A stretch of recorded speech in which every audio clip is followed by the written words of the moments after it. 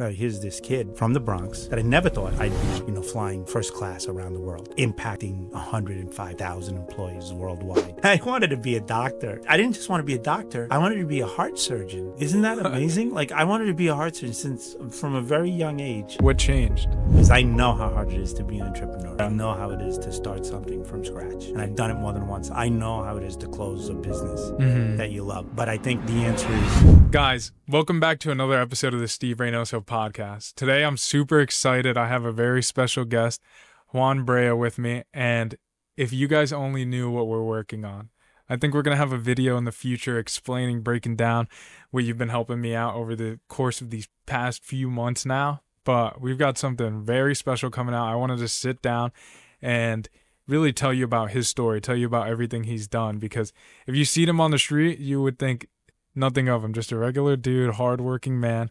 But this guy's a killer. He motivates me in ways you guys wouldn't even understand, and he's helping me out a ton. Today I want to tell his story and just give him a chance to introduce himself. Thank you so much, Stephen. I'm super excited to be here. I haven't done many podcasts, so you told me no sweat, Juan. Come on, I'll walk you through it. But I'm very excited. I think that LPM radio is doing some amazing things. And when you were telling me about it, I just kept thinking, how do I help? How can I be of service? And I don't want to give away give away your thunder, because we'll do another video. But I am really, really excited about what's the future of LPM radio and all the possibilities, right? The opportunities we have in front of us. Yeah. And the different businesses that will come out of this endeavor. So super excited to be here. Thank you for having me. Of course. It's honestly my pleasure. I'm so glad you could make it out, because we've got to speak a little bit on the back end of things and learn a little bit more about each other. And the more I learn about you, just the more interesting you become to me. From the beginning, the first day I met you, your excitement motivated me.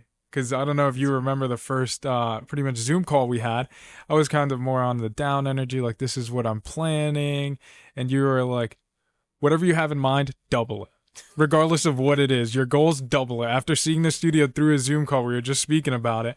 I showed you on a MacBook, twisting it around. It looked insane. And you're like, nope, you saw the vision bigger and better than I did, So it's motivated me in ways I can't even explain. I could only show in the future. That's great. You were a little bit down. I just think you had a lot on your mind, Yeah. And you were trying to get it out.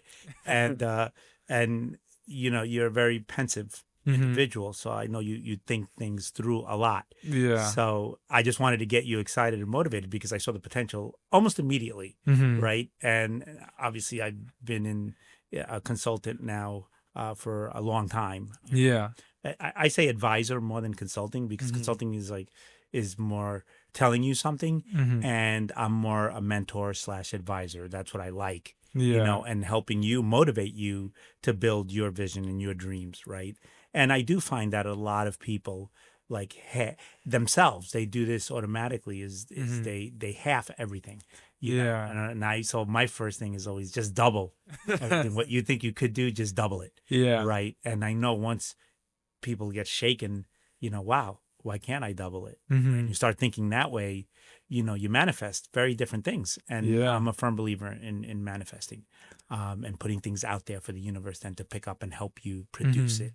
So, yeah. What I really like about that mindset, and something I've thought about in these previous months, is if I aim for something and let's say at the beginning it's only half of what I believe I could actually achieve. If I aim for it and fall short of half, I'm falling really short, And you're getting half of half. Half of half. If I double it and fall short, I got my attainable goal. I got the 100% versus the 200% versus the 25% of half of half. And that's what's insane to me. It's because I've said this a few times on the podcast, but when my brother and I grew up, we shared a room for 18 years. And one of the things we always spoke about is we had all these dreams we wanted to achieve. We wanted to go up to the moon, grab a few stars, come back down to earth and go again and just keep grabbing stars.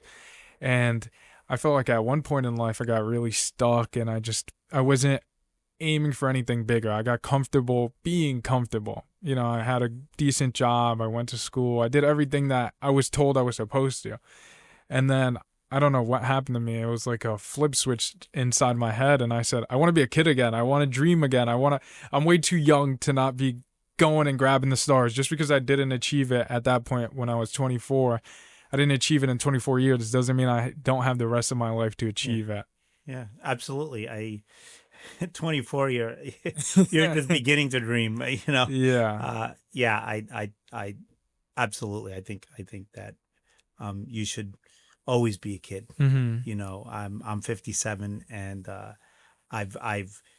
I think life is just beginning. Yeah. And we'll talk about some of the things that I've done, but I've only just begun. I have another 50 years. Yeah. And I'm gonna make the best of it, and I'm gonna keep dreaming. I'm gonna keep helping people. I'm gonna keep building, and I think that's the mindset. It's like I was listening to the radio today, and I know that my business partner, Lisbeth DeRoe, and I have talked about this a lot. We have conversations around, do you want to be alive, or do you want to live?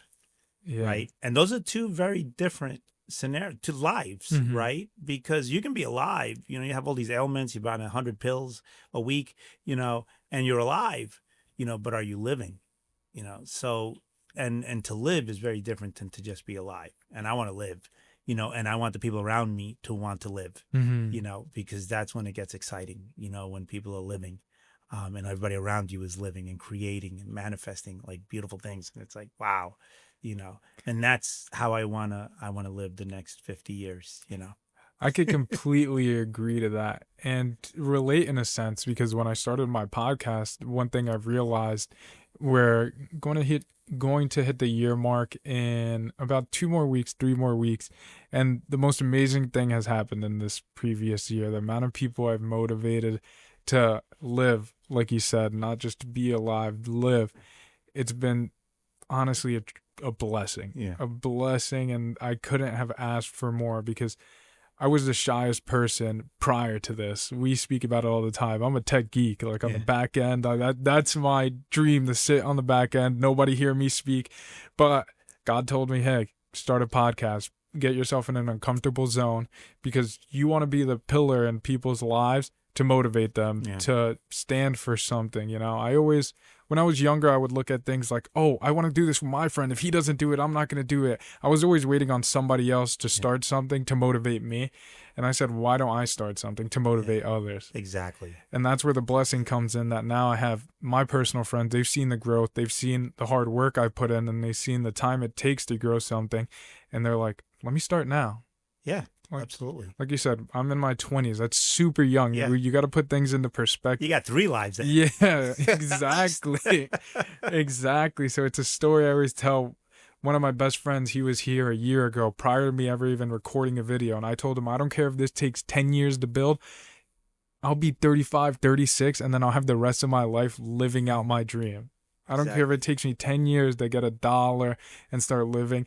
I'm fine living in my parents' basement, suffering, sacrificing, because from 35 to the day I die, I was in retirement. I never had to work a day in my life, because I don't find this work. This is just enjoyment. But I don't want to talk too much. I want to dive deep into your story. Oh, okay. Because I've already said it. It's an amazing story, but I want to start from the beginning. Okay. Because you're Dominican, just like me. Absolutely. How does the culture influence your life? Because the funny conversation we had earlier was, you lived 2 lives since the day you were born. Yeah. At home, you speak Spanish, only Spanish, nothing else. And then you leave the house and it's English, And It's I a feel different like world. You put on, it's not 2 masks, but it is a whole different world. And unless you've lived it, you don't really understand it. So I want to dive into that and how that might have influenced you in early career decisions, early academic decisions, how it just influenced your life as a whole. What did you feel like growing up? So I grew up on Long Island, or at least the first phase, because I have different phases of my life. I consider myself a Bronx boy at heart. But the first formative years, I guess the first 8 years of my life, I grew up out on Suffolk County, a small town on the border. I was in Central Islip / Hauppauge on a border street, if you will. And It was quiet. It was fun. I had, neighbors riding a bike, walk to school, Mm-hmm. the usual. But at home, we were full blown Dominican, right? And everything that entails. Family Yeah. would come over, the crazy loud parties. You know, my dad was a larger than life figure. Mm-hmm. He was a Trujillista. So all you Dominicans out there, you know what I'm saying. I used to hang out when we drove to the city. We'd hang out with Aníbal Trujillo, and his Wow. kids. So my grandfather was there, and he was in the army, and fancy title in the army. I don't know, it was lieutenant general or like he had a general title. Mm-hmm. My family is from Bani. Mm-hmm. They used to, my great grandfather owned the salt mines. Yeah. La Salina. So it was like this whole story that I would hear, especially if my dad had a couple of drinks in him. I'd hear the whole story every time he had a couple of drinks. Yeah. I'd hear the whole story again. And it was all a different world for me because I lived in America, and I consider myself an American, right? So we were Dominican first and then American growing up. Yeah. And then somewhere along the lines it changed, and I was American first and then Dominican. But it was always family, Mm-hmm. right? So I could always remember as a kid, it was always family first. Like your family can do no wrong. You stood behind your family and you defended your family and, family first. And that's very Dominican. Yeah, that's beautiful. And then everybody's a cousin. Right? So no matter who came to my house, I was like, boy, we have a lot of cousins. Mm-hmm. Like I had hundreds of cousins because everybody primo. Yeah. Primos. I had a lot of primos. I couldn't figure out where they were connected, but there was a bunch of them. And then I realized that's just our culture. Yeah. That the second you meet. Yesterday, I was at an event at Fordham University, Mm-hmm. and I met this Dominican doctor. He had his doctorate in like computer science, cybersecurity. Mm-hmm. It was a cybersecurity conference, and immediately he was like, "Oh, my family's from the next town over, and then Mani, we must be cousins." He was like, he immediately said "primo." Yeah. And Rudy started a colleague of mine at our firm said he started laughing because he was like, yeah, that's the same thing I said, primo, right? So no matter where you go, if you're Dominican, immediately you're primo, right? Yeah. And I love that about our culture, that everybody's well. related. And the other thing is that I grew up with is you help people. Mm-hmm. You always help people. And you talk about blessings. I feel my life is blessed. I try to help people as much as I can, and along the way, stuff happens. Yeah. Things just play out. And I think the key is to understand that everything happens for a reason. And I've always believed that. But everybody's family, and you always help people is kind of like the backbone of how I grew up. So and there was always a lot of food, right? So no matter if you came with 10 friends, Yeah. they all ate to their heart's content. I Mm-hmm. remember my mother would just cook. Where's this food coming from, right? Because you could bring home all your friends and then they all eat, Yeah. right? And there's still food left over. So you wonder, it's like, Ma, there's only 5 of us. How can we feed 12 people? Yeah. She's like, it's always cooking for a lot of people. I think that's also part of our culture. You cook a lot of food just in case. So that's what I remember. That's what I remember growing up. When you were growing up, what did you envision your future looking like? Did you see yourself where you are today? Oh no, dude. I wanted to be a doctor. Really? My whole life I wanted to be I didn't just want to be a doctor. I wanted to be a heart surgeon. Now, isn't that amazing? Like I wanted to be a heart surgeon from a very young age. What changed? And then no, I was a solid B+ student. Mm-hmm. And I say B+ because I didn't study. I never opened a book, like pretty much through elementary and junior and definitely in high school. Mm-hmm. I would just sit there and I could, like, if I looked at the board or whatever, I understood. Yeah. It just stayed in my head. So I have one of those memories that I just see things in pictures, right? Mm-hmm. So I could always just take a test and just think about what I saw on the board and pass with a solid B, sometimes an A, B. So, but I then I went for a year Mm-hmm. to Oneonta State University because my parents couldn't afford to send me to a fancy school, right? Mm-hmm. And I did miserable. Really? Absolutely, I couldn't depend on just sitting there. Yeah. There was a lot of information, and for some, I don't know, maybe it was God. I don't know. Somebody told me look into the army, right? So I looked into the army, and I enlisted. Wow. And my parents disowned me. They were like, they were not happy. Let's just put it that way. that I enlisted in the army, but it wasn't. I enlisted in the Army Reserves. So I had to go through training, and then on the job training. I had to go through boot camp, and then on the job training, and then to the MOS, what they call MOS training, which is your skill that you do, and then on the job training. So all of that was like a year and a half or a year and almost 2 years. Through all that training. So it wasn't really that long. And then I stayed in the reserves for another 10 years after that. So I did almost like 13 years altogether in the service. But the reason I went in is I wanted to see if I could withstand the sight of blood, right? I was like, I wanted to be a doctor, but I've never done anything to be a doctor. So my MOS was, I was a 91 Bravo first. The 91 Bravos, they taught you how to stick people, like injections, and patch them up, keep them alive, right? So in the time of war, you go in and you patch. So when the bullets are coming at you, you got to go towards them, right, to get your guy out. Yeah, you got to get him out, hopefully alive. Right, so you patch him up, and you take him out. And then I was a 91 Delta, which in time when there's no war, I was in the OR room. So I was like an OR. Well, you would call probably in the real world, you would call like a nurse, somewhere between an RN and an LPN. Like you assist the doctors in the surgery. Yeah. And then I was in long enough. I got promoted to sergeant, what you call a non-commissioned officer. So then I was running 8 operating rooms. So I had to make sure that the people in the 91 Deltas, they reported into me, and I had to make sure they were skilled up and that we were running the operating rooms efficiently. And I could run up to 8.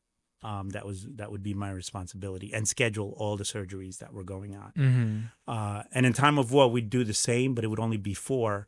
And it would be because it's a lot more chaotic in time of war, and it would be I would be doing triage, and then my folks would be in the room helping the doctors to triage. So for the audience that might not know what triage means, triage is you decide who's gonna be. It's a prioritization of who's gonna go into the operating room first, second, third, depending on the level of injury. Yeah. So, and sometimes if they're bad enough, if they're not going to make it, you're not going to spend the time, right, to even try.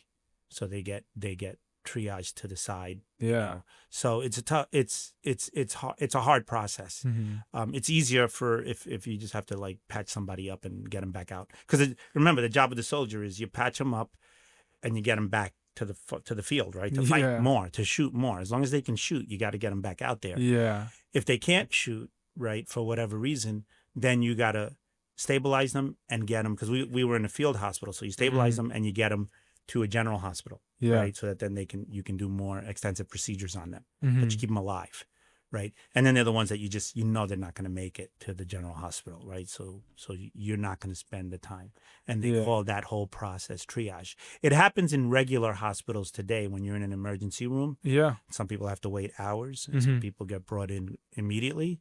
That's what triage is. They're not telling you to your face, but they're doing it, right? Yeah. So you hear the people complaining, but they're complaining because somebody has decided that they can wait. That their injuries are not as extensive. They can wait longer than somebody else who came in maybe after them, but have more their injuries are more severe. So that happens today in regular hospitals. It's just in military and in time of war, it's more extensive, more it's life and death decisions in real time. So we're trained to do that. That's amazing. It sounds so hectic. I wanted to ask you, because you're saying time of war. Thankfully I did not serve in time of war. I'm very grateful. I was on call for the first Persian Gulf War. Okay. Desert it wasn't Desert Storm. It was the one before. I'm forgetting the name.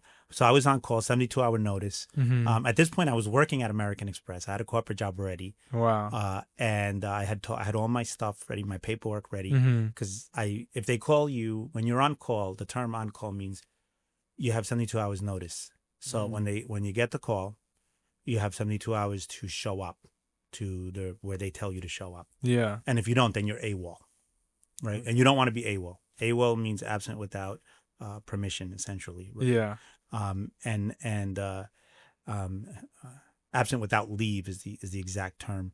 But it's the same thing. It's you don't have permission not to show up. And if you don't show up, if you show up at 73 hours, like for that 1 hour, you were AWOL. Wow. You got to show up at within 72 hours.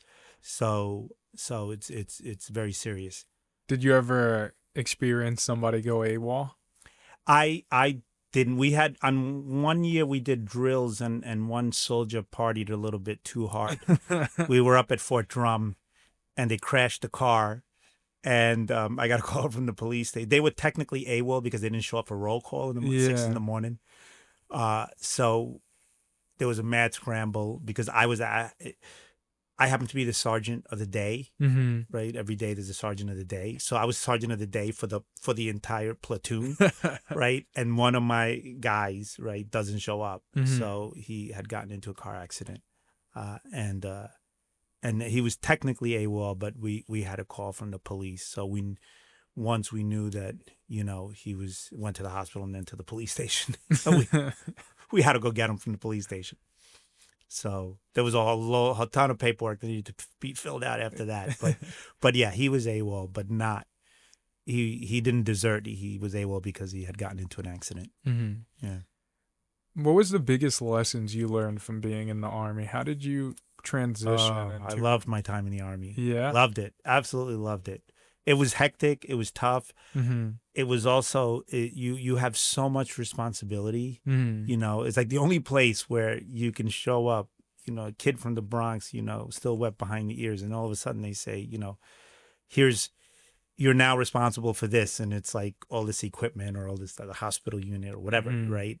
And they assume you're going to, they've taught you the right way. Yeah. Right. And you're just going to perform. Like the assumption is you're going to perform and you're going to perform well. There's no, and you have to do that. Like you have to perform and you have to perform well, right? Yeah. According to standards, right? And that's exhilarating, scary, but very exhilarating because people are trusting you with their lives in some instances, right? Especially in my role as a 91 Delta, Bravo and then Delta, right? And so that was a huge learning or a great feeling that I had. The other thing is discipline. I needed discipline I've needed discipline badly, I would say. And I realized that after I went in and it gave me an enormous amount of discipline. And that's when I realized that, you could do anything you could set your mind to. Right. I remember having to rappel from a 40-foot tower, and they make you rappel backwards, right, and then forwards, like you're walking down a 40. And I don't know if you've ever walked down a 40-foot tower, but a 40-foot tower is high, and walking down like you're walking the side of a building, essentially, maybe a 5-story building, 40 feet, 5 or 6-story building, right? And imagine walking down. You have a rope. Yeah. So they teach you. And walking down that, I remember first you go backwards because it's a little bit easier, but walking forwards is harder because seeing the ground. You'd rather not see where you're gonna fall if you don't make it, right? Because you're not gonna, you're gonna hurt if you survive. You're gonna, depending on where you fall. So that I just remember doing that was just an amazing feeling, finishing that, and then setting up a Claymore mine. I know you see in the movies Claymore mines, like you have to explode or throw in grenades, like you have to do all this stuff. But if you mess up, like you can kill yourself and your drill sergeant. Right? Yeah. Like you got to throw that grenade out that way. Some people get so scared, like they drop the grenade, like right there where they're in their foxhole. So things like that make you, because it's not just, life is not just about doing the task, right? It's about doing the task right? Because throwing a grenade doesn't sound that complicated. You pull the plug, you push, and then you let go, right? Yeah. And hopefully you throw it at least like 50 feet that way, so you don't get the blast back at you, right? But it's nerve wracking to throw a grenade, right? Yeah. Or setting up a claymore. And like, do we need to explode this thing, drill sergeant? And he's like, we're not going to explode all of them, but we are going to explode one, because each one of us, it was like 30 guys in our platoon. Yeah. And each one of us had to learn how to set up a mine. Mm-hmm. And you got to set up the mine so that the fragments go out, right? Not towards you, right? And you laugh, right? But you'd be surprised when you're doing that for the first time that, you're putting the mine. These guys they're so nervous with the mines that they're putting them backwards, upside down, inside out. So you do learn that being precise and being meticulous and being quick, Mm-hmm. all have its advantages in real life, right? Yeah. So when there are so many skills that are transferable between the military and civilian life or corporate world, right? Mm-hmm. And when I got out, I landed. Maybe that's why I did well in the corporate America, because I got out of boot camp in my OJ like a couple of years later, right? Mm-hmm. And I needed a job, and I landed a job at American Express in the file room. So I know we're going to talk about that, but those Yeah. are the main skills I got. Discipline, the ability to believe in myself and that I can accomplish things, big or small, and a sense of teamwork and camaraderie. Like, Mhm. these are people that are going to die with you, for you, and you're with them day in and day out. And Yeah. knowing that you're not only your life is in your hands, but these 30 other guys that are with you, their Mhm. lives are in your hands as well, is it's a lot of sense of responsibility. And Yeah. you learn that in the military. I tell you, I tell everybody I speak to that if you have an opportunity, you should do 2 years in Mhm. service, 2 or 3 years in the service, and get that experience, because it really does, especially if you're directionless, it really gives you focus and direction, Mhm. So I can't say enough good things about the military. And I was in at a time when they actually hit you. Now they don't hit you. The drill sergeants, I actually got punched in the chest a couple of times because I was hard-headed. Yeah. So now I understand that they can't do that, which it's probably a good thing. Yeah. I have 2 statements and then 2 questions. And then we're going to my first statement is I'm petrified of heights. So looking down from a 40 story building would just not happen any time in my life. I would just honestly poop myself, for a lack of better words. And then one of my questions was, how long did you serve? I did 2 years. I did like two years active, Mhm. because I had to go through on the job. I had to go to boot camp. I had to go to training, my what they call MOS training, and then I had to go to on the job training, which I was in an OR. Yeah. I was at Fort Monmouth, New Jersey. I did my MOS training Mhm. in Fort Sam Houston, Texas. Okay. So I spent about a year in Texas. I spent about 2 months, maybe 3 months in Fort Jackson, South Carolina, Mhm. in boot camp in the summer. That was also an experience, and then I got out and I did reserve drills in the Bronx with it was the 74th Field Hospital. I was doing drills in the Bronx with the 74th Field Hospital, and then I Mhm. went to that got converted, and I went to a general hospital, Mhm. 343rd Combat Support Hospital. So yeah, being in the hospital unit is like, the field hospital was like MASH, Mhm. quite frankly. So I did a total of 13 years altogether. Yeah. Almost 13, like 12 and a half. I got out in 1999. Wow. So So my second statement was, thank you for your service. thank you. I truly appreciate everybody. I loved it. Yeah. I loved it. I'd gladly do it again, honestly. And then my second question is transitioning into what I would say is your next step in life. You came out and you said you went into the file room at American Express, which I needed a job, yeah. right? I needed a job. I got out, I needed a job, right? Mhm. And my sister worked as a counselor in a temp agency. Mm-hmm. And she said, oh, I could get your job, at American Express. It's a 3-day assignment. So for 3 days. And she said it was paying $3 an hour, but I could Wow. try to talk them up, so I want to get you $5 an hour. Mm-hmm. This is 1989. So $5 an hour is a decent chunk of change back then. And I said, great. It was just a 3-day assignment, but I needed work. So, Mm-hmm. So I was there. Day one. So it turns out I was in the file room for human resources up on the 12th floor of this building in the West Village, in the East Village, and the old Wanamaker building. I remember, and I'm sitting there doing the files, and I finished all the files by like noon. Like all of them. What was supposed to take 3 days, Yeah. I did in 3 hours. Oh my right? gosh. So my sister says, well, slow down halfway through. I'm like, I'm going to be done by noon. And she's like, well, slow down because it has to be 3 days. They want you for 3 days. But I didn't slow down. I finished it and I went I reported to the secretary. And I said to the secretary, I said, look, I'm done with these files. Can I help you? So she taught me how to answer the phone. Now, this phone was a big giant thing on the side of the desk that had a whole bunch of buttons. Yeah. I mean, this thing looked like it was scary, But she said, I'll just put this. If somebody calls, you need to put them on hold. Click here, do this, Mhm. right? It had like 30 buttons with lights. And I thought for sure I was going to mess that up. I was like, I'm not going to be able to answer this phone. This is ridiculous.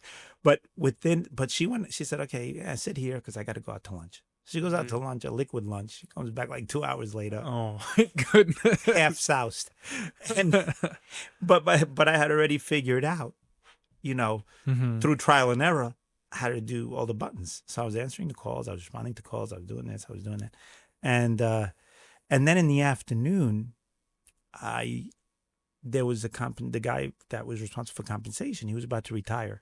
But they had just put in this new compensation system on the old System 38 computers, IBM. Wow. So I don't know if you remember those computers, but they were green screen, and then you'd have to put the numbers. And he couldn't see, and he didn't know how to type, and he was about to retire in like 2 months anyway. So he didn't want to do it. So I said, why don't you teach me? I'll do it, right? And so he taught me how to do that, right? How to slowly Yeah. do this, ta ta ta. So I did, and he had to do like 250 employees entries. Wow. So that was going to take him all week, right? Yeah. So I'm still on day one. By 5 o'clock, I had done all the files. I had answered the phones for 2 hours, and I had keyed in his 250 compensation things in the system. But now I knew 3 different tasks that I didn't know Mhm. going in. So they wanted me back for the next day. So I continued. So that was what happened. And then the secretary realized she can have me there because they had money in the budget and do even less. So she taught me more stuff, right? And then I was helping the HR people do benefits. And I don't know, I ended up doing like 5 different jobs as a temp. And that temp assignment lasted 9 months instead of 3 days. Oh my goodness. Yeah. And then I got hired permanently as a personnel assistant down in the first floor answering, So at American Express, I started in 89. And by the time I left in 2000, a little bit after 2000, I had, I think, 13 jobs. Wow. So it was like within about- American Express. Yeah, within Amex, all progressive, Mhm. with the last one being a global. I was an executive Mhm. responsible for a nice chunk of the company. So Wow. I don't know, I think I had 95 employees. It just And I got my I went to NYU. I got my undergraduate from NYU while I was going to school and really. doing military drills. So I did military drills on the weekends. I went to NYU, and they worked around my day school hours at work. Mhm. So I didn't sleep that much during that time, but I did accomplish all those things while getting promoted at the rate of about once or twice a year. That's truly insane to me, just because the way I see it is this day and age, the youth, anybody around my age, they don't work that hard anymore. And from the beginning of the story, what I was hearing is you were taking initiative in building your skill set. How can I further? Okay, I could be lazy. Honestly, if I was in that position, I would have probably at 21, 22, 23, I would have probably lasted the 3 days doing the mailroom. Even if I knew I could do it in a few hours, extend it. That's just, I guess, how my generation grew up to an extent.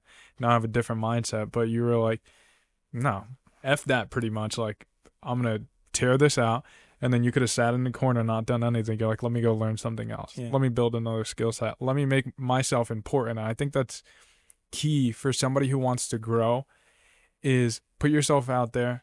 Take advantage of the opportunities. Don't be afraid to learn and don't be afraid to fail. Because like you said, these buttons were intimidating. You said it doesn't matter. I hung up on a number of people. Yeah, exactly. Like, but yeah, don't be afraid. Definitely don't be afraid to fail. And I think as we get older, like the fear of failure becomes more because the ego, like, you know, you're a bigwig and you're going to fail, you know, whatever. yeah. But I try to remember, you know, I have a great business partner who reminds me very often, you know, just keep moving forward, you know, don't think about it, keep going too, you know, because you need a good support system too. Like that's the key to anything in life, right? You need to have friends and family and associates that build you up.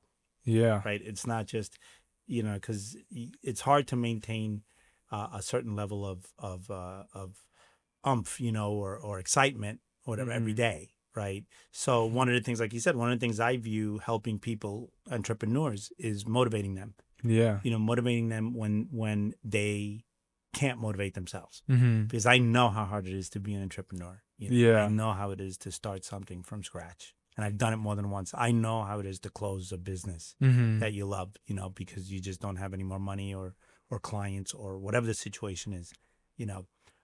But I think the answer is not to focus on the failure, but to focus on what did you learn, right? What did you learn? And when I was at Amex, man, I made big mistakes, like big mistakes, you know, but I also had huge successes, multi-million-dollar successes that wiped down those big mistakes, you know. And I worked on global re-engineering projects. Here's this kid, you know, from the Bronx, right, that I never thought I'd be working, you know, flying first class around the world. Wow. Been to over 30 countries, you know, impacting 105,000 employees worldwide. You know, that's something I never thought of. That wasn't even a dream. I didn't even know corporate America existed. You know, when you said, what were you thinking about it at 7 or 8? It wasn't I'd get a corporate job and be like this corporate executive. No, I had no clue what corporate. The first time I learned what corporate America was in that file room. You know, wow. Putting those files in the folders, you know, that was the first, like, wow, they're paying me to put files in the folder. Isn't that amazing? And then I remember getting my first job, like permanent job at Amex. I was a receptionist. Yeah. They paid me $19,500 in 1989. So I went from $5, which was really $3, but my sister fought to get me $5 an hour, right, to almost 20,000, 19,500, right, in a 9-month period, right. I thought I had died. And I said, Ma, you're not going to believe this. Like, they're paying me to answer the phone. She's like, oh, how much did they pay? I said, $19,000. My mother almost passed out. Yeah, they're paying me $19,500 to answer the phone. She's like, really? You know? Yeah. I couldn't believe that, right? This is in 1990 now, 1989, 1990. What would you say 19,000 equates to? Like 60, 70,000 now? Maybe now. Probably 3x. So probably like 60. Yeah. Like 60 now. Yeah, that's exciting. To answer the phone. Yeah. That was to answer the phone. Like I didn't, and hand out applications because people would come and want a job. So I'd have to give them an application. But that was your way of getting your foot in the door. Oh, yeah. That was my first job. I had 3 jobs that year. I got promoted 3 times in a 12-month period. What? Yeah, it was crazy. I did the answering the phones really well. Yeah. But the recruiter had to hire a lot of jobs, so I learned what skills she was looking for in the applicants. So then I'd kind of have I'd have conversations with people because I was outside, and then you had to go through a door, and that's where the recruiters were. Yeah. So I'd have a conversation. If you applied for a job, I'd have a conversation with you. Everybody tells the receptionist everything, like they just let down their guard. So I'd have a conversation with you, you know, how you doing, blah, blah, this and that, right? Then I go to the recruiter. Yeah, this one's a keeper. Yeah, this guy's a dud. You know, like, so I was helping her out to move more people through. Then she taught me interviewing, right? So I did, she had to go out on leave. She got sick or something. So I did recruiting, right? So I learned how to recruit. Now I'm recruiting for a Fortune 50 company, right? I'm still a receptionist officially. Yeah. But I'm doing recruiting, right? and then She came back, had to go back to my receptionist desk. But the lady in the back that did all the job postings, like the internal postings for employees, Yeah. she went out sick and never came back. So while she was there, I got that temporary position. So I went to the back. Now I'm in the back. We had a temp in the front, right? So I'm going up, right? So I'm learning all this stuff. And I'm having little interviews with employees now and coaching them on how to get the job. Like, these are the skills that the managers are looking for. Yeah. And this is what you need to do, this is what you need to say, this is how you need to present yourself. Like, I was doing a little mini coaching sessions, right? And these guys started getting jobs. So I was mentoring people. I'm brand new, right? I'm having like less than a year here, right, at this company. And I'm coaching people twice my age on how to land a job, within the company. They were already there, but how to get promoted and all stuff. So I'm coaching them and doing it. So, like I said, you make the best of whatever situation you're in. So that year I had, I got that job was officially given to me. And then they closed down that center and I went down to headquarters. And then headquarters, forget it. I made a name for myself there. At that point, it was just meteoric. Everything I did, I talked to people, I did re-engineering, I just kept getting promoted because I just worked, And if there was any work that needed to be done, I was the first one to volunteer. I'd roll up my sleeves, be here till 10 o'clock at night, no problem. Be here till 10 o'clock at night. Yes, I didn't really, and I don't know if you can even do that these days anymore. I don't think it's the same, I don't think people will do that, but I also don't think you have to do that with all the technology and the efficient ways of doing business, So it really is a different world. But I think the basic skills that people are looking for, is to have that can-do attitude. Yeah. And I think that if you have that, people are looking for that. Definitely. I know I look for that. The knowledge, you don't need to have knowledge per se specifically to that area, whatever area it is. You need to have experience and you need to have drive. Yeah. Right. And I'll take experience and drive, or at least similar experience, if not in the same area, but definitely drive and there's a word I'm looking for. It'll come to me, but I'll take that. Gumption, I guess, is like just resiliency, because things aren't going to go your way, and how you deal with that, right, will define how successful you are or not. Yeah. Right. How you deal with adverse situations. Yeah. And I think people that know how to deal with adverse situations will always be successful, because they just have that drive to, okay, it's a setback, we're going to move forward. There's just a setback, you're going to move forward. And if you look at all the great executives, it's a setback, we're going to move forward. What do we need to do? How do we move forward? I completely agree with what you're saying, and I have 2 points to make. One is you don't need to have the knowledge, because we're sitting in a room that was built. I didn't grow up learning audio. We spoke about it when we first met. I came out of school and I went into a private tax firm. Yeah. I studied economics, finance. That's my background. Yeah. So for us to be sitting in a studio with video, audio, everything running smoothly, God bless. That happened from, I'll show you a hard drive. I have a USB drive, probably over 1,000 pages of manuals that I had to learn, And we spoke about it earlier. These cables, one end it's XLR, the other one it's Cat5. That was manually stripping the cables down, soldering it, trial and error. And I realized that once I build this project to where I envision it being, and I build out my team, I'm not necessarily going to be looking for the person who has the 4.0, the person who executed and might have all the knowledge. I sometimes rather prefer the guy who's willing to fail, because that's going into my second point. Failure is truly amazing. I wake up hoping I could fail as many times in a day as possible, because that means I'm one step closer to that big win. Yeah. With every failure comes a lesson. I learn way more from failing than I do from winning. So I prefer to fail 50 times in a day for 5 months, 6 months straight, and then get one win at the end. Because if you're winning all the time, then what are you learning? Yeah. You get bored. Yeah. So And then you get into trouble because idle hands, right? yeah. So Yeah, absolutely. yeah, no, and it's once again insane just hearing the story because, like you said, maybe times have changed to where if people are doing it, they might not be able to move up as quickly, but it does go noticed. And the thing is, nowadays, I feel like there's a lack of that effort. There's a lack of that drive from not the public, from the general population. And the reason I say that is because nowadays it's so easy to be great. And I tell all my friends that. And I tell myself that every time I wake up because your competition is sleeping. Your competition just isn't trying as hard. Like the general public, 90% of people nowadays are not working that hard. They could care less about getting a promotion, being great, whatever it is. So in reality, the way I look at it nowadays, it's not hard to be great. You just need to be consistent, not be Consistency. afraid to fail, and really just stay true to yourself. Like what matters to you. Yeah.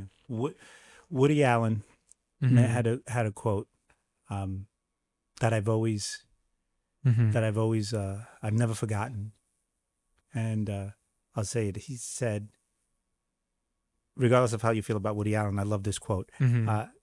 80% of success is showing up. Yeah. And I totally believe that. Just show up. Show up for your friends. Show up in your own life. Show up, in your family, right? Just show up. Yeah. And if you just at your work, show up. Yeah. And if you show up, right, that's 80%. 20% is small. Like 80% is a B, man. You're like already there to be great. You're an A, right? So you got 20% to be great. And the easy part is you come up with a new idea or a new thing, or just think about work. Because I started a firm with my partner Elizabeth, and it's called Avance Global Advisors, and we look at processes and systems that owners, founders, CEOs, owners, entrepreneurs, are doing, and it's so easy to help them improve and make more money. Very easy, right? Because we just ask, okay, what's the process, right? And then you have people working there doing this process, and we ask them, why do you do this? Oh, because this is the way I was told. Oh, because it's the way it's been done. We go to the because that's the way I started doing it 15 years ago. Yeah. Right? So it's like we call it low hanging fruit. Yeah. Because the fruit's so low, it's practically touching the floor. Whenever somebody tells you this, because this is the way we've always done it, immediately that process needs to change. Yeah. Like whenever you hear that answer, it's like immediately, okay, flag this because this is going to change, for the better. Right? Because you can improve it. Somebody's been doing a process for 15 years, 10 years, 5 years, right? With all the change in technology and work processes and whatever, if you're doing the same thing 5 years ago, you better start questioning. Yeah. Because you won't be there another 2 years. Definitely not. Right? So to me, I'm not trying to scare people. I'm just saying, it's not that complicated, like you said, to do something even great is one thing. Even mediocre, will still help you keep your job. But if you're just phoning it in, day in and day out, I got news for you. I don't have to tell you. You just have to look around you. Yeah. So yeah, I think that being motivated and showing up every day, I think that takes you so far. And I don't consider myself the smartest person in any room. Right? So I always try to be in the room with all the really smart people, right? Because I always feel, okay, a little bit will rub off, right? If something falls off a plate, I'll get some of it, right? So I try to put myself in the room with some real heavy hitters, right? And it seems to work, right? I know a few things, so Definitely. I wanted to go a little bit deeper into Avance. Oh, sure. Yeah. Let's go step by step. First, what made you want to start it? Because earlier we spoke about you see yourself more as an advisor, as pretty much a mentor towards businesses. Prior to Avance, and then we'll go into it. what was your role advising other people? How did you get started in that line of business? What got you interested in it? Yeah. So I left American Express because I found the blue. We used to call it the blue box, right? Mm-hmm. Because the logo's in a blue box, Yeah. right? So we used to call it the blue box. Employees call it the blue box. And I found the blue box too confining for Mm-hmm. me because I always thought outside the box, right? Yeah. And you can think outside the box up to a certain point, but when you become an executive, you got to go into that box, right? Because Mm-hmm. now the higher up you go, the more boxed in you are. Yeah. And I just decided that I didn't want to be that boxed in. Mm-hmm. The company is I love the company, great company. And if you can survive there 3 years, you're ahead of the game. I was there 13. I mean, Wow. yeah, your 13 years is not normal because that Amex is a tough place. Mm-hmm. Only those with a tough heart and a tough mind can survive. Yeah. It is the best. Mm-hmm. Like it is the best. It's up there. It's up there with you have what do you have? You have Mace, like Federated, Macy's, right? Yeah. You have Citibank, Bank Mm-hmm. of America, American Express, right? Goldman Sachs. Like these are top companies in their field, in their space, right? Mm-hmm. Amazon, right? In the so the Fortune, we call them Fortune 50 companies. So if you have the opportunity to last 3 years in any Fortune 50 company, you got what it takes. Yeah. If you last over 10 years in anyone, you're a glutton for punishment is all I can say. But it was time for me to move on. I'm still friends with a lot of senior level folks there. I still Mm-hmm. speak to them, and they're people I would call friends. And we get together every few months, or one group is like every quarter, another group Mm-hmm. every few years. But when I left there, I became COO of a $200 million consulting firm, Yeah. and I was absolutely miserable. So they Really? made a lot of money, Mm-hmm. right? But I was not happy for a number of reasons. I won't get into it, Mm-hmm. but it wasn't what I expected. And it's a big difference going from a $25 billion company at the time to a $200 million company. Even though $200 million sounds like a lot, Mm-hmm. right? It was a big difference. So while I had a fancier title, Mm-hmm. right, which I liked, became COO, um, it didn't feel the same, and I didn't have the same impact that I Mm-hmm. could have had. So I left and took a couple of months off, kind of meditated in Central Park, figured out, okay, God, what do you want me to do next? Because, this was a complete disaster, and I didn't want to go back to Amex, right? I could have, Yeah. I guess, but I didn't want to go back, maybe ego wise. So I enlisted. I signed up for business school.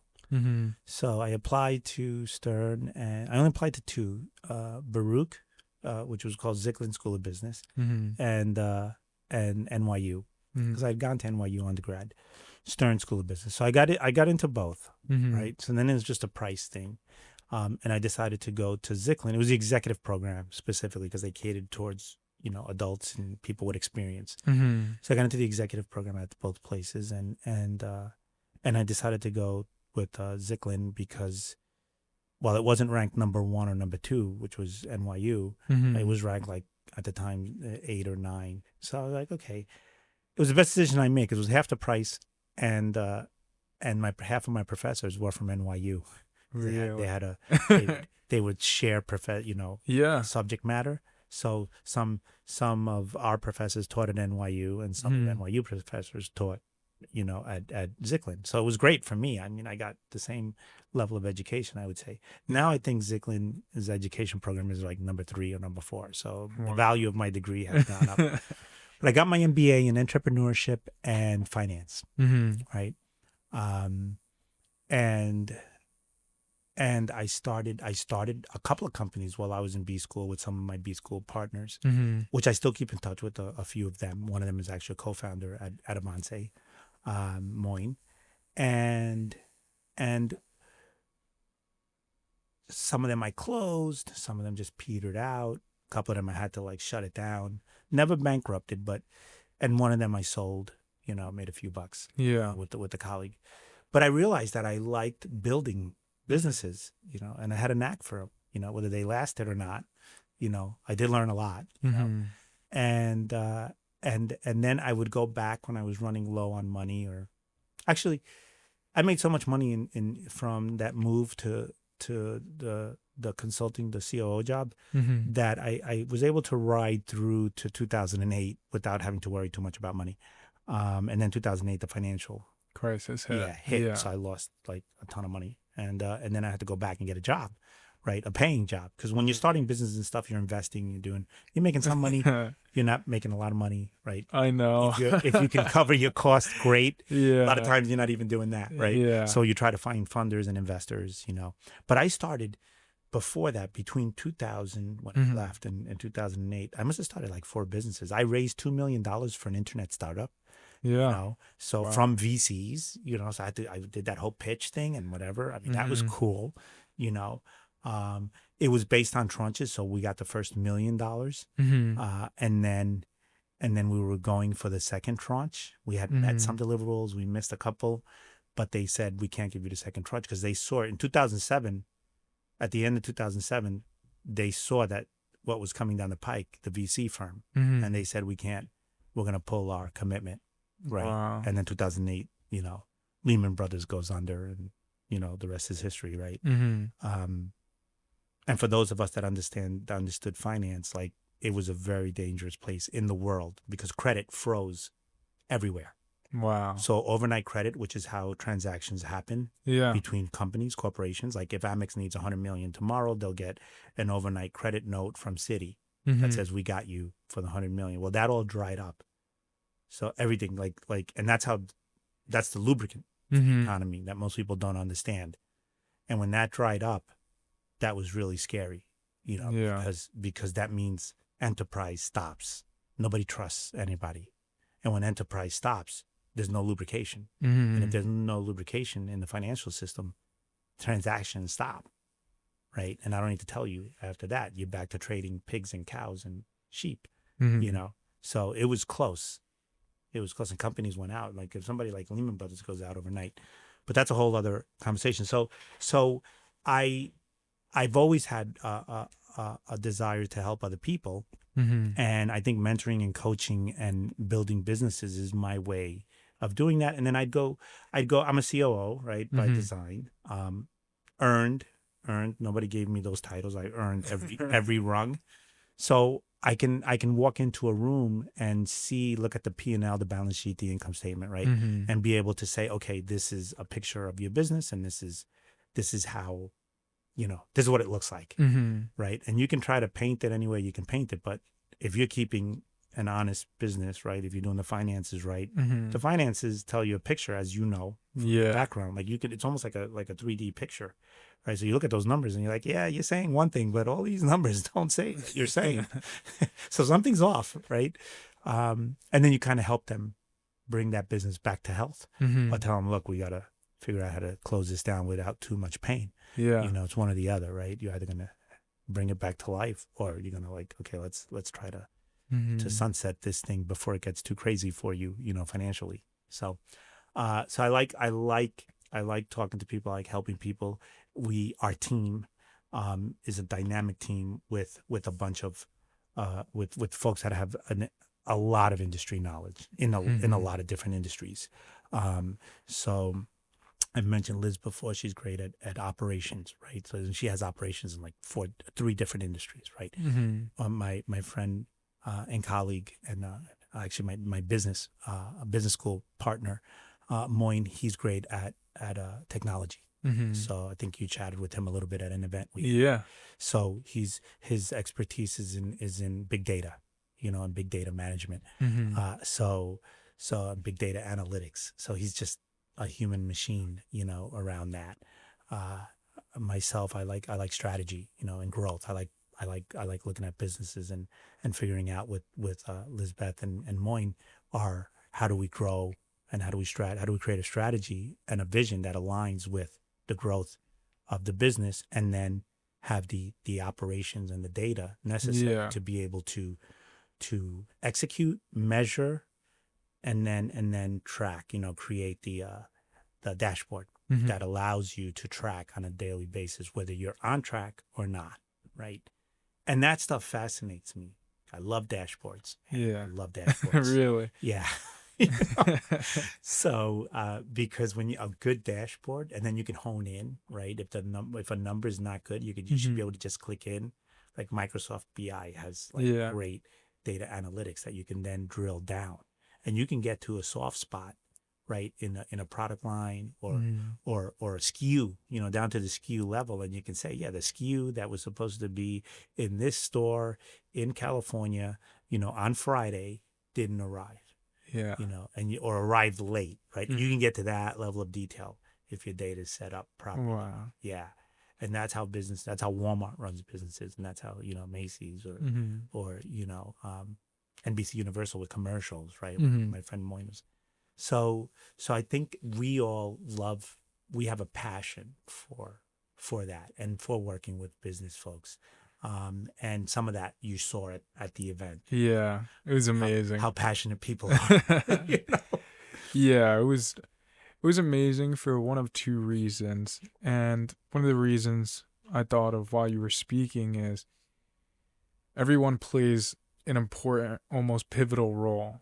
You understand where your strengths and weaknesses are, and then you surround yourselves with other people who pick up the slack in those certain aspects, but not pick up the slack just a little bit, like 10%. They're doing it at an elite level. Yeah. Which is really cool. You could get to that point. Yeah. Because that's one thing in me furthering my entrepreneur journey. I want to be able to build a team, and I've been able to take notes from everybody I meet doing great things and see, okay, if I wanted to build my team, how would I need to execute that? What would I need to do? Originally, I wasn't even thinking about, maybe somebody else could pick up the slack for me. We spoke about it earlier. My logo, in my opinion, doesn't look the best. It's not that creative, very plain, simple, but I created it. When I started this, I said, I'm going to do everything, and I'm going to start doing everything so I know how to do it. And then when somebody comes in and helps me, they need to do it how I say so.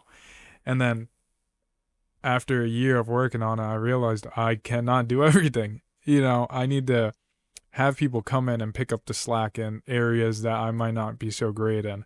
And maybe they could teach me a lot of new things. Maybe I might enjoy being a little bit more creative if I connect with somebody that helps me out. So that's one thing I really loved hearing about it.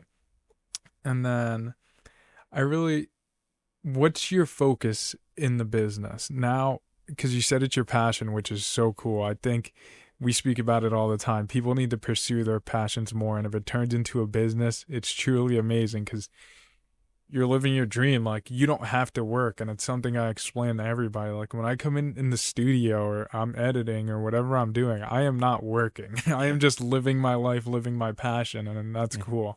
And like you said, early on, you might not be making money, might barely be making ends meet, but I believe in the process. I believe in what I'm building. And for me, money isn't everything. I've had to learn that the hard way, but I'm still very young. So for me, I tell all my friends, I've told that on the podcast, I just really want to build relationships. Focus on the relationships I already have with my parents, with my siblings, with my personal friends, and then continue building great relationships, because in the end of the day, those are the people that are going to be there for me. We talked about it earlier, building that system around you that you could fall back on, that could help you out when you're down and out. Maybe when you're up, you also need them to motivate you a little bit more. But that's what I'm really focused on. That, building my relationship with God, of course, just the things that truly matter, because you know better than I do. Money comes and goes. So if you're focused on money, it's going to be very difficult to grow, and it's going to be very stressful. Yeah. Yeah, I don't know which way to go with with everything you just said, because I agree. Mm-hmm. I think that relationships are key. Mm-hmm. It's the most important thing you can focus on. Building those relationships. Yeah. And business relationships, different than work, than home, family and friends. Mm-hmm. Business relationships, it's almost harder, right? Because you need to be look, you can't pick your family, right? Your family, Yeah. you're stuck with your family. Uh-huh. And your friends, you know their strengths and their weaknesses, right? Yeah. You kind of want them to be your friends, or you wouldn't have them, right? Mm-hmm. But business people, you may not like them, right? But they're your associates, and they may be good at what they do. They may be the best at what they do, Mm-hmm. you know. So you have to decide, like, what are the trade-offs? Like, what are you gonna focus on? What are you gonna hone in on? You know? Yeah. And one of the things that I say every morning is, Lord, you know, I pray every morning, you know, for God to put the right people in my path and take the wrong people out of my path. And I let God make the decision of who's right, who are the right people and who are the wrong people, because Yeah. he or she, or, you know, whatever you believe, right? They know who's right and wrong for you, right? So I like take that energy and leave them outside. I don't want to meet them. Yeah. I don't want to even say hello, right? So that strategy has kind of worked for me for a bit, you know, which is just, you know, let God be, right? And then say that prayer and, you know, meet the right people. And if you get like some vibes from people, it's like, look, you know, you don't need to work with everybody. And if you're going to have, you know, even if they're going to give you a large contract or a large gig, right? Or want to do 5 podcasts a month, Yeah. right? They're going to pay you buku bucks. Yeah, no, you know, the vibe's not right, you know, for whatever reason. Trust that, you know, because you'll get, you know, the next person, whatever, a month later, and they want to do 10 podcasts a month. And then the people right up your alley and they believe in the same things you believe in. Yeah.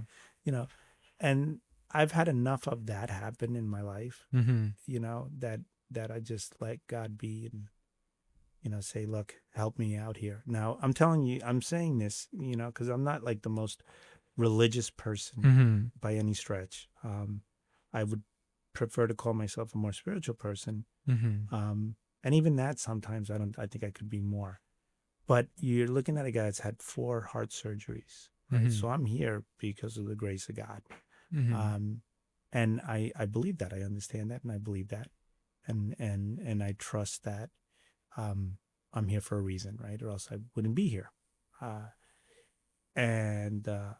You know, so I'm a little bit more comfortable and secure. I've also have, you know, 40 years of work experience, right? Or whatever. Yeah, 38 years of work experience. So I've seen a lot of ups and downs, right? But I think you and my partner Liz, you know, reminds me of that too. When I'm like, that's why you gotta have great people around you, right? When I'm feeling like, oh my God, you know, we need to get another client, or we need to do this, or we need to market, or, you know, we'd like to do this other thing. You know, you have somebody that's, no, you know, everything's happening the way it should. Yeah. And everything is happening the way it should, right? Or else it wouldn't happen. So you just have to like truly believe that. And I'm just going to go ahead and say it. I know we're on open air, but don't work with jerks. Yeah. Life is too short. It's not worth it. You know, it really isn't worth it. And even if they have a lot of money, you know, definitely don't work with them. You know? So, you know, and you know who they are, you know, who those people are. And if you're one of them and you're listening to this, it's like, don't be a jerk. You know, like life is so much better when you're nice to people and you try to help as many people as possible, you know, and just shift that mindset, you know, to try to help. Can we all be jerks at some point? Yeah, we can all be jerks, but you know who I'm talking about. Yeah. You know, when you're a jerk like more than 90% of the time, or 80% or whatever, or 50% of the time, right? You know, then you don't have to do that, and you don't have to be that way. And it goes so much, like I tell you, because I early on in my career, I had a little bit of a bigot and ego. You know, when you're 20 something and you're flying first class around the world, and, you know, you think you're the cat's meow. Yeah. At 57, I can tell you I was never the cat's meow. You know, at 27 and doing all the stuff that I was doing, I thought I was the cat's meow, or at least on occasion, I definitely thought I was the cat's meow. Yeah. You know, but I had drinks with the pilot while we were in air. You know, I was sipping cognac in the cockpit with the pilots. Wow. Yeah. Before all these rules, right? Yeah, of course. So I've done like so much stuff, like fun stuff, and then crazy stuff, and then stuff that just wasn't fun at all. But, you know, so, you know, when I'm coming at you or talking to you with that experience, you know, it's you can do all that stuff and not be a jerk. Yeah. That's all I'm saying. So yeah, so try to keep those people as you grow your business. Mm-hmm. Try to keep those people aside and pray to God that He helps you with that process. It's not to say they're not going to be put in your path, but Mm-hmm. that He gives you the knowledge to then be able to walk away, you know, and the intestinal fortitude to say, yeah, I don't need the money that badly, you know. Yeah. So I would say that yeah, that's all I have to say on that. Coming from a Dominican background and working in a top U.S. corporate role, how did you identify sometimes with other people? Did it help that you were Dominican and maybe one of the few and only light skins in the office, you know? Or did it hinder you sometimes? Did it mentally hinder you, or did you see people treat you differently? What was it like? You know, I don't know if it helped or hindered. Mm-hmm. I think it helped not so much being Dominican, but being minority, right? Mm-hmm. Because there were so few of us at the time, you know, in this company, that whenever there was like a diversity in whenever they wanted to show, Mm-hmm. like have the picture that had more color, right? Mm-hmm. I was always invited. So I got to meet people, you know, I got to be at events and stuff like that were big, and because they needed more of a flavor to the event. I didn't take that personally. I was like, oh great, I get to see such and such. But I did develop a you know, relationships with key people in the company because of that.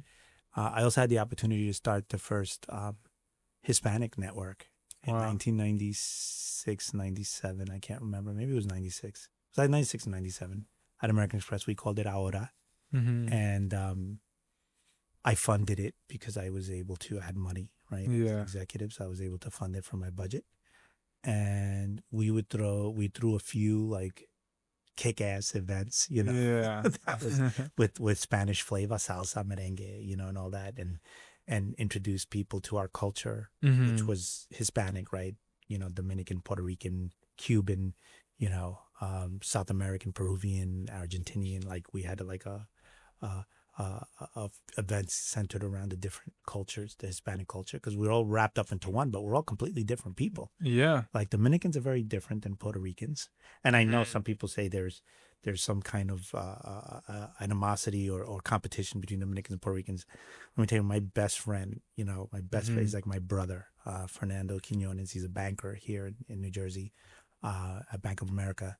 He's Puerto Rican and he's my brother. I mean, the guy is amazing, right? And so to me, it's not. There's no, you know, I have Peruvian friends, Argentinian friends, so I don't view the cultures very differently. We're Hispanic, right? Yeah. Kind of lumped into a bucket here in America, but we're all so different, right? And I know, like when we talk, whatever, what Fernando's perspective is going to be, I know what my perspective or other Dominicans' perspective is going to be on an argument, right? Because we're all so transparent. Yeah. Like, you know where a Dominican stands, like the second you meet them. 100%. Right? Yeah, because they're not, right? And Puerto Ricans the same way, you know, Trinidadian, you know.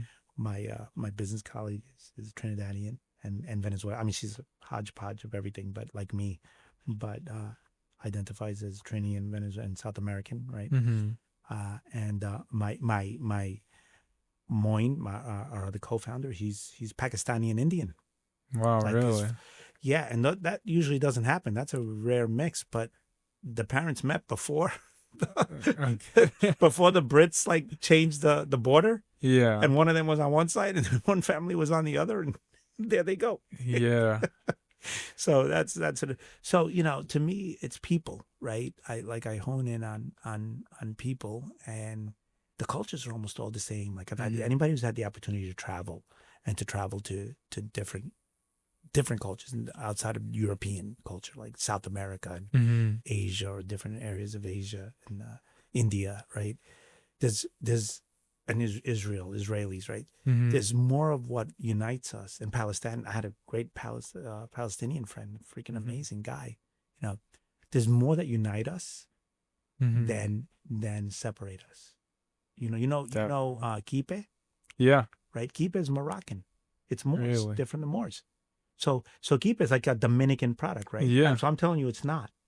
So if you look up, anybody out there, you know, if you're Dominican, look up kipe. right? And see the background of kipe. They're Moors. It comes from the Middle East. Wow. And there's a kipe in Moroccan, like they have their version of kipe, and like Mhm. you could just see the different version.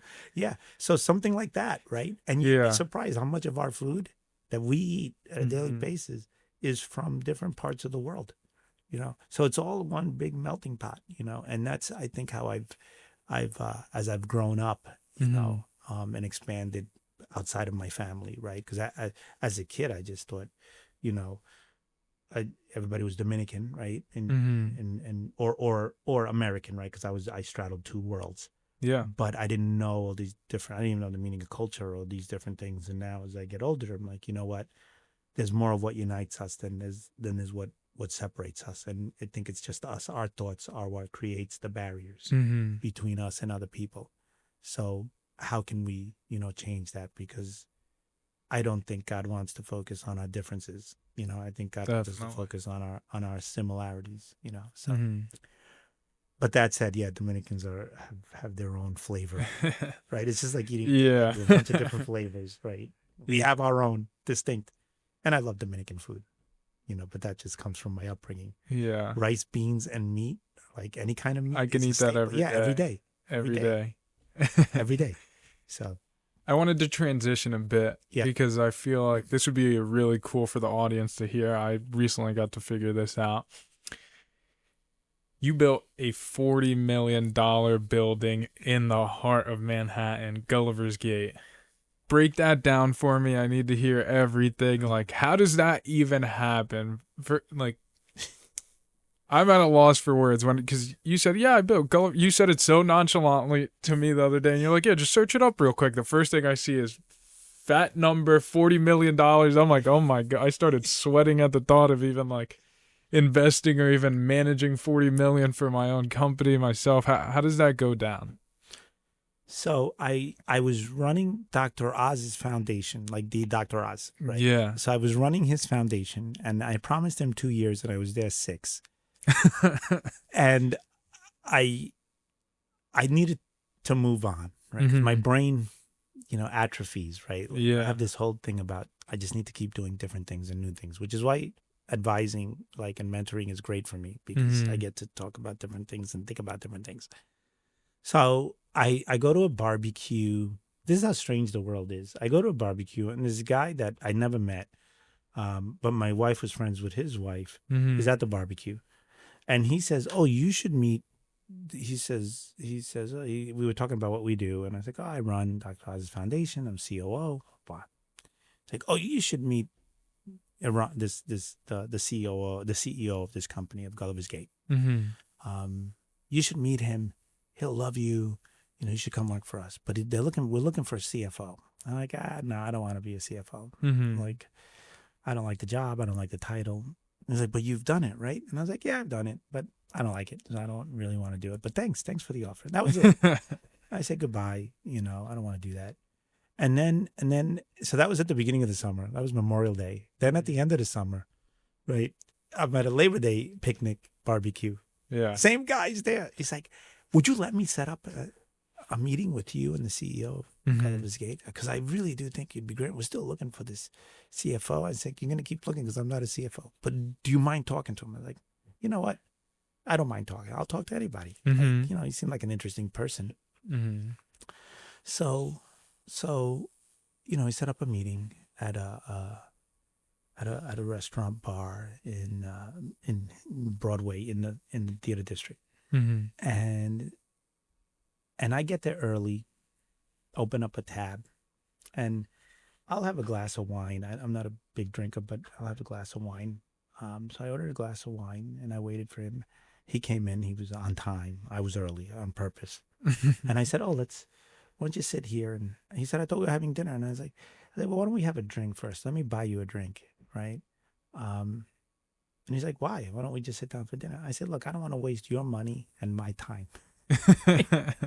said, I said, "I'm really not interested in being the CFO of Gulliver's Gate." And Mhm. Tim, this gentleman, was so insistent, right, that I figured, you know what? Let me meet you. Let's have a drink. Let's get to know each other. And Mhm. maybe our paths will cross in the future, whatever. I said, but I'm really not interested in a CFO position of a startup company, you know, in the middle of building something in the middle of Manhattan. I was like, she's like, well, will you let me? So we talk, we get to know each other. He asked me questions, I ask him questions. And we kind of like, we're jiving, right? She's like, can I buy you dinner? And I'm like, okay, as long as you understand that I'm not a CFO. I'm not going to be your CFO. Like, I don't want to be committed to, you know, because you're buying me dinner. Yeah. No, it's okay. No strings attached. It's like, okay. So we went to pay for the drinks. I said, no, the drinks were on me. I just wanted to make sure that I didn't want to take your money. You know? So I paid for the drinks. We sit down and we have dinner. And he says, okay, you don't have to be the.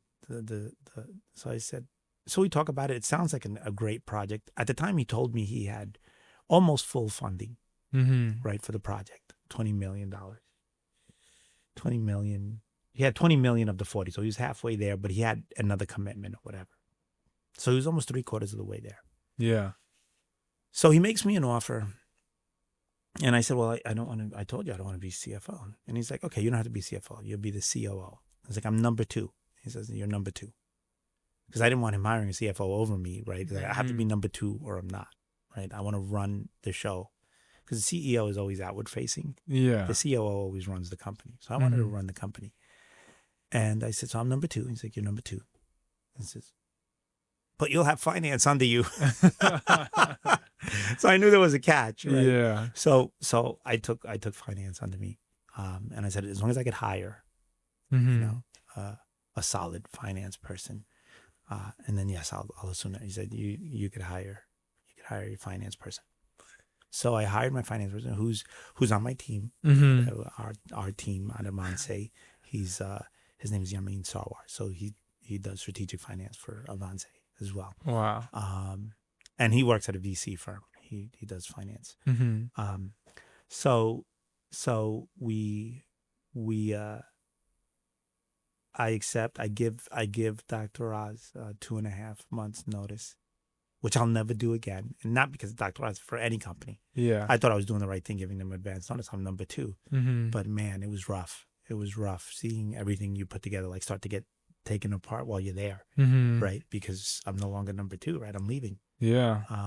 But I had hired my replacement there, who I'm still friends with, and we just had dinner with yesterday, Michelle. So we're sitting there, and I get to hire this my finance person. I'm the COO, and we have 5. They had already rented the space. It was 50,000 square feet on 44th Street between 7th and 8th. It was the old New York Times building. Wow. So we had the first and the second floor, whole second floor of the old New York Times building, 50,000 square feet.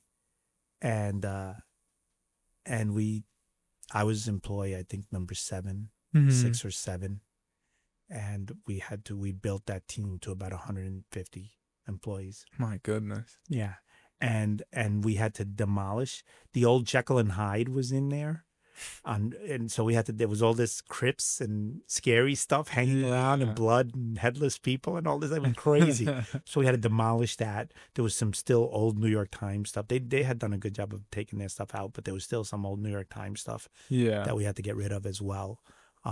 So we had to what you call white glove the 50,000 square feet. And then at the same time, we were building the models, the world around the world. So we built New York in Brooklyn. We built South America right outside of Buenos Aires in Argentina. We built China in China. Asia, actually, all of Asia we built in China right outside of Beijing. The USSR, now Russia, we built in outside of St. Petersburg. Israel, the Middle East, we built in Israel. Wow. Right? So we had model makers around the world building the models. Iran, the CEO was responsible for that. So he was outward facing, and he was a model. He had the eye for the model making. So he contracted all the teams around the world, and he managed that. And I managed everything else. And then we realized that the people that had committed to the 20, it was like 10 of the 20 pulled out. Wow. So then I had to start fundraising with the partners. So while we were running all this, and 4 different construction crews. Which all reported into me, into the Yeah. COO. We were raising money in real time. Wow. Yeah, that was. So I slept there sometimes. Granted, I live in Midtown, so Mm-hmm. it was easy for me to run home, take a shower, and go back. Mm-hmm. So that was an incredible project, and you can see some of the videos on YouTube, Yeah. so, which is very fascinating. So we built the entire world in 1:87 scale. Wow. Yeah, that was fascinating. It's insane. I want to go back to a little bit because we kind of glossed over because you said Okay. the Dr. Oz. Where did that come from? What were you doing for Dr. Oz, and what kind of experience was that overall? And then I'll wait till after that. Oh, okay. I'm sorry. Yeah, it was out of chronology. I've done a lot of things in my life. So Yeah. what to tell you, I was running. So my daughter went to an elementary school in Chelsea, Mm-hmm. and they needed to raise money. Well, they were looking for a PTA Mm-hmm. president. I didn't want to be president, so I became treasurer. Mm-hmm. But as I was treasurer, the one thing I noticed was that the conversations were very trivial. The school was only raising like $25,000, Mm-hmm. and $25,000 was really like a rounding error for this school, right? For what we could do for the kids. So I volunteered to be president the following year, and I got accepted or voted in. Mm-hmm. And the first thing I did was say our goal is $250,000, 10x. Yeah. Right? I always say 10x because 10x is impressive. Whatever you're doing, you should do 10 times more. Yeah. Right? So if you only do 5 times more, then at least you're a lot further ahead. Right? Mm-hmm. So I said 10x. I thought I was going to get lynched by this PTA board, which consisted of 10 women and 2 guys. Mm-hmm. Fran, who was at the time he was winding down, who's the treasurer of the board, Mm-hmm. was winding down $1.5 trillion of bad debt at Citi. Yeah. CFO, right? Me, right? So we're like, are we the only 2 that believe we could do this? Yeah. And so we set that goal, and to make a long story short, because I don't want to belabor that, we raised $284,000 that first year as president. I was president for 5 years. Yeah. And by the end of the 5th year, we were at almost $600,000 in the year. Wow. That we raised $587,000 my last year as president. Needless to say that the kids got everything they want. We hired consultants to teach them how to play efficiently. We hired math coaches. We hired English coaches. These kids had the best notebooks, pads, whatever, everything that money could buy, we bought for these kids. And they did really well. My daughter, who I did this all for, is now in veterinary school, at Cornell. Wow. So it had an impact on all the kids. Rising tide raises all boats. So if you want to know more about that time in my life, you can go to the New York Times. There was an article written about me in the New York Times that focused on PTA dads. Mm-hmm. So I'm there. There's a picture of me. So you can Google that and it'll show up. But while I was doing that, the reason I say that is because while I was doing that, I met this lady named Michelle Bouchard, who's the president of HealthCore. HealthCore is Dr. Oz's foundation. Mm-hmm. And it focused on teaching physical fitness, resiliency, and mental health. Mm-hmm. Physical fitness, mental health, and resiliency, right? It was three columns. And she was amazing. Like, she was a powerhouse. So I was trying to recruit her to help me raise money for the board. Mm-hmm. And then I ended up working for her for free at this nonprofit, like doing COO type work. Yeah. And then next thing I know, I'm having lunch with this guy who I have no clue who he is. Like, literally no clue. I'm like this at a lunch. And Michelle says, "This is Dr. Oz." I'm like, "Oh, okay. Hi, Juan Brea. Nice to meet you." I just thought he was a doctor, right? Yeah. And she's like, and then he says, "Yeah, I'm Dr. Oz." Like, no reaction from me. I have no clue who this guy is. So the third time I heard his name, I went like this, a timeout. I said, "Who are you?" Obviously I must know you, but I don't really know you. Yeah. Oh, he's been on Oprah 50 times or whatever. And I said, that's it. I said, I watch CNN. Yeah. So I said, if you were Sanjay Gupta, I wouldn't have any words. Yeah. So I said, he's like, oh, I know Sanjay. He's a good friend of mine. And I said, oh, can I meet him when you get a chance? So that was my Dr. Oz story. But I went on to run. They presented me to the board, and then I became the COO of HealthCore, and I ran that I promised him 2 years, and I ran it for 6 months as a COO. So that was really fun. We impacted a lot of lives, over 1 million kids' lives over those 6 years. It was amazing, yeah. And we helped them, like do things that were healthy, mentally good for you, physically good for you, and teaching them how to be resilient as people, as human beings, So it was a great time. It was a good feel good, and we increased the revenue from that nonprofit. At the time, we were at like 2.5 million when we started. When I started, and by the time I left, we were at 10 million a year for the nonprofit, which is a good number. Nonprofits are very, as you know, it's hard. Yeah.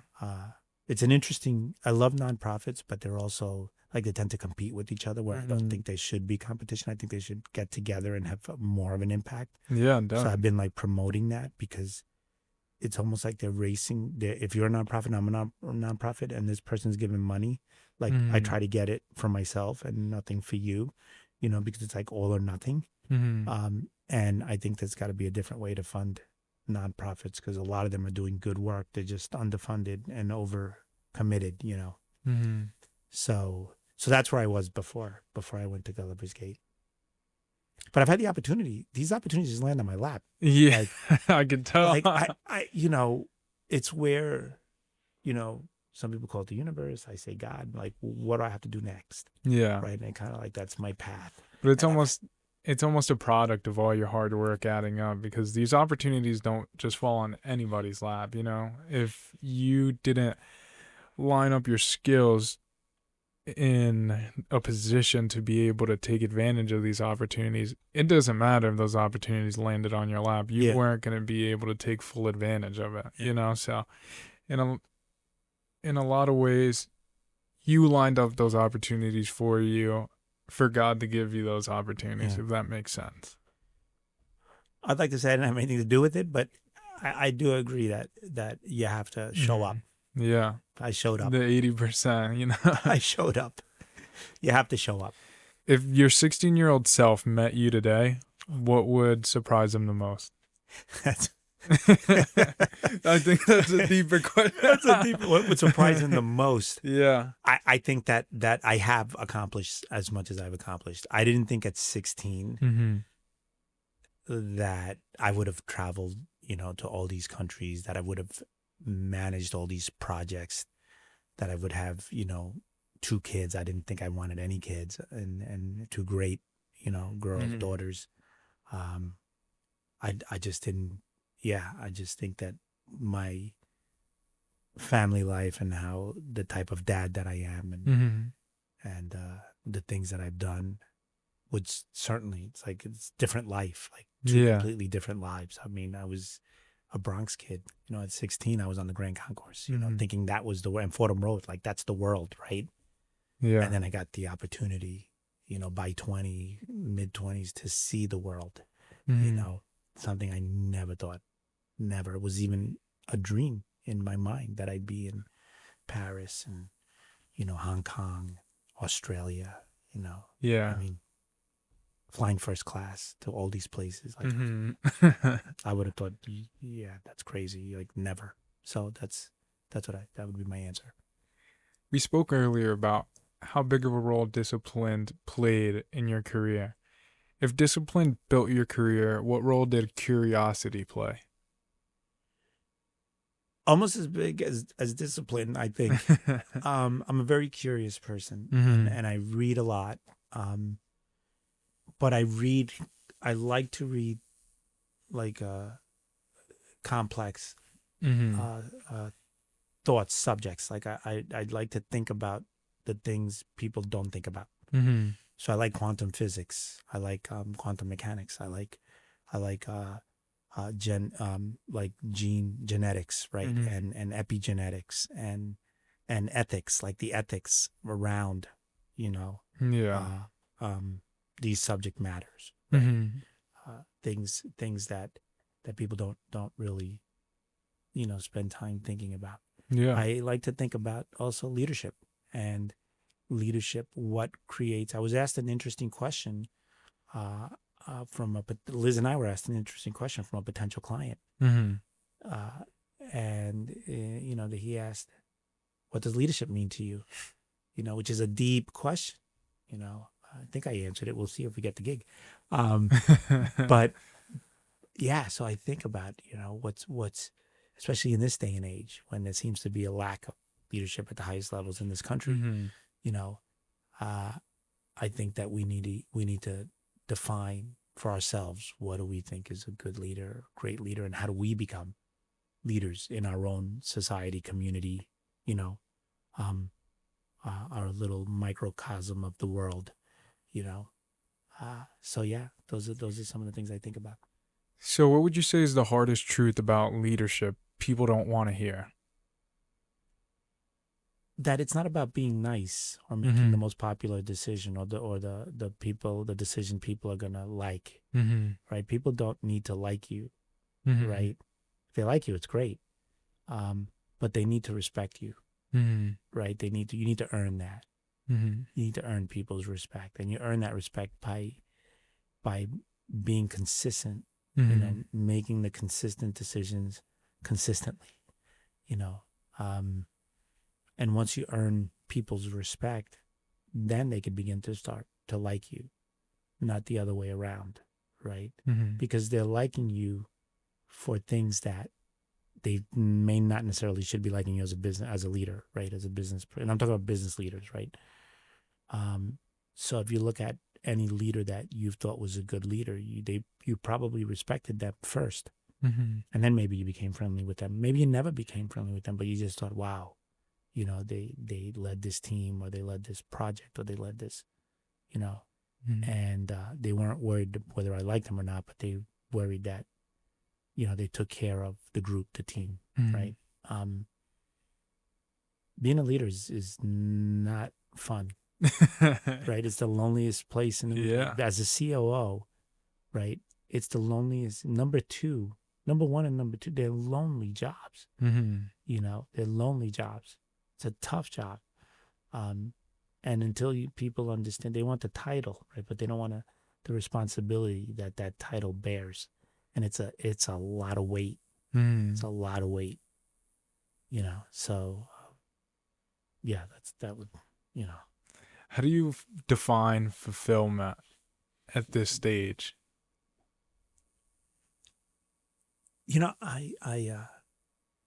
I think being fulfilled is different for different people, Yeah. right? Um, it's what drives you. Like, if you would have asked me this question 15 years ago, I may have said, I want $10 million and I want to be retired by 56. Well, I'm 57 and I don't have $10 million, so you know. Um, but but what I think fulfillment is to me, like, I want to be able to help people, right, Hmm. achieve their aspirations, um, in a manner that affords me to do that from anywhere in the world. Hmm. Uh, and I want to follow the sun, right? So wherever it's warm, that's where I want to be, Hmm. on a beach, but helping people. So how do Yeah. you create? So our challenge has been, or our challenge, the co-founders at Avance, is we want to we're building a team Hmm. that is self-directed, right? Is responsible. We're small but responsible, um, team of professionals, executives that can work from anywhere, right, Hmm. at any time, and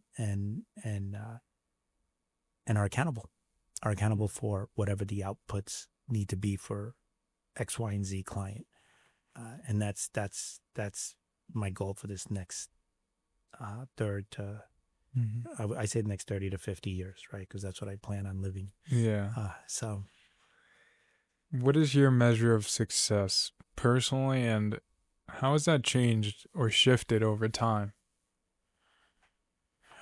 I mean, I think with what do I want to accomplish, right? Or how do I define success? To me, that would be my measure of success. If I can build, I, I'm a I'm my biggest critic, right? So I guess, yeah, I'm my biggest critic. So how do I keep myself challenged, in a way that allows me to learn, right?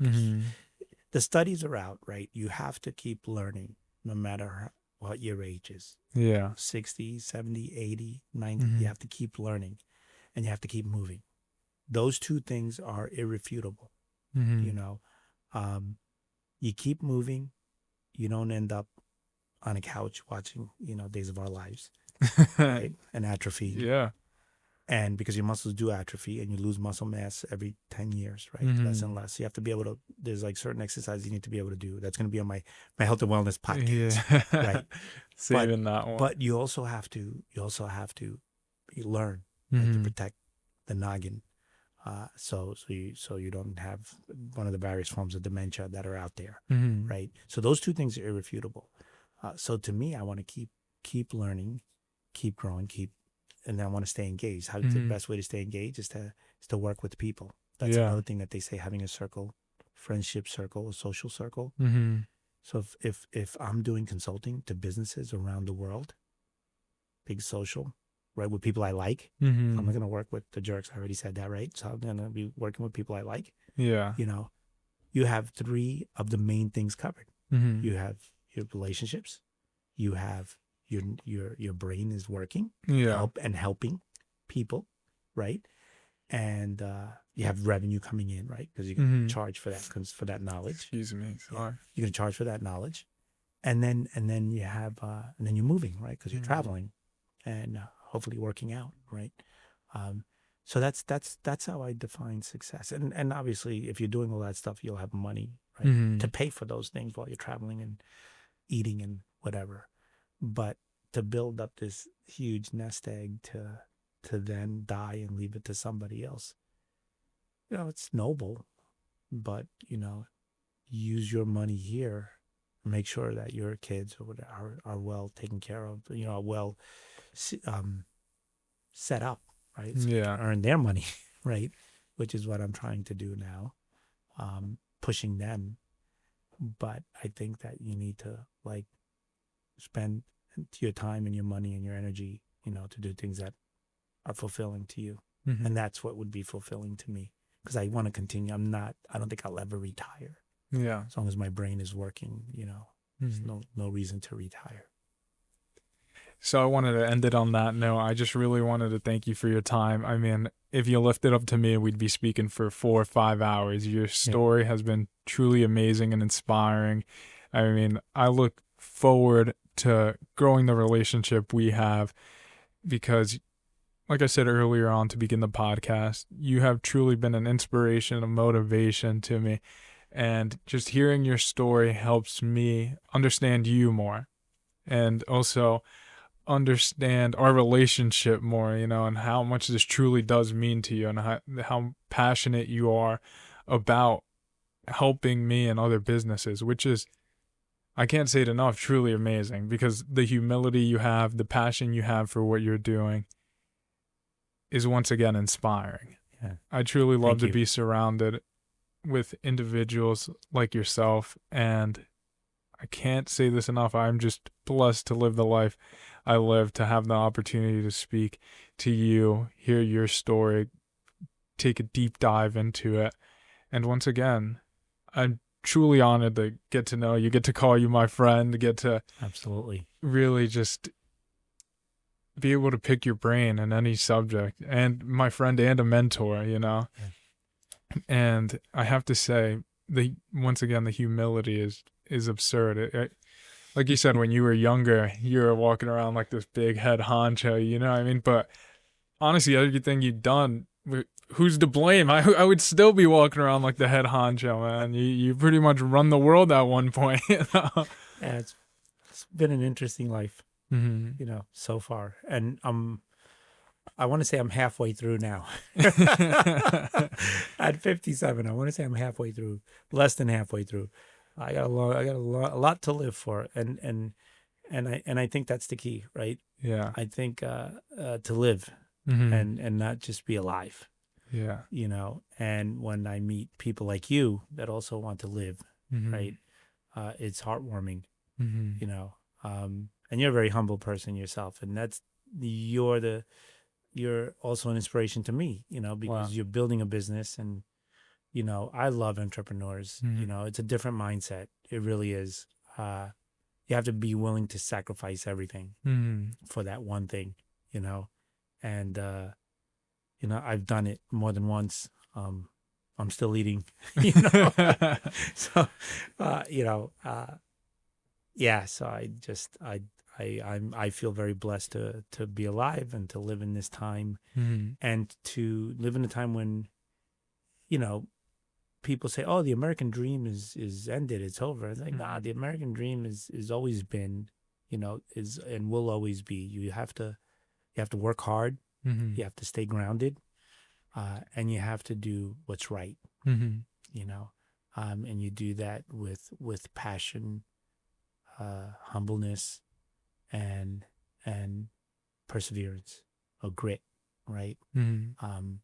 And I think you follow that, and a little divine inspiration helps. I'm not going to say it doesn't. So always ask God for help in whatever you're doing, because I think that is that God helps. Mm-hmm. If for nothing else, to encourage you and motivate you and keep you grounded. So thank you so much for giving me this opportunity. I feel like I've talked forever, and yet I feel like we've only touched the surface. Yeah. Of all so much. Like I have so many things going on in my head now of things that you've reminded me Mm-hmm. just come. But like the fun stuff, like I remember riding my bike with a group of friends in Long Island. Mm-hmm. And thinking about, I lived in a road called Half Mile Road. Wow. And all that stuff just came into my head, of early life and fun, remembering to have fun. Yeah. Right? Remembering to have fun, to leaving Saturday morning at 8 a.m. and getting back at like 6 o'clock at night. And you've been Mm-hmm. riding your bike and exploring and fighting mountains and windmills, Mm-hmm. and then going back and having dinner and saying to your mom, I had the best day possible. I haven't eaten anything since 8 a.m. Yeah. So that's living, Definitely. right? And keeping that, when you're 57 or Yeah. 87, and having that same zest for life is a goal I aspire to, Mm-hmm. So thank you again, Stephen, for Of this course. opportunity and LPM Radio. And I know we're going to make this huge. Heck yeah. Heck yeah. This is only the beginning. Yeah, exactly. And I'll say for the audience, this is only part one, because Yeah. I look forward to a few other episodes down the line, because there's so much more to go into. Thank you.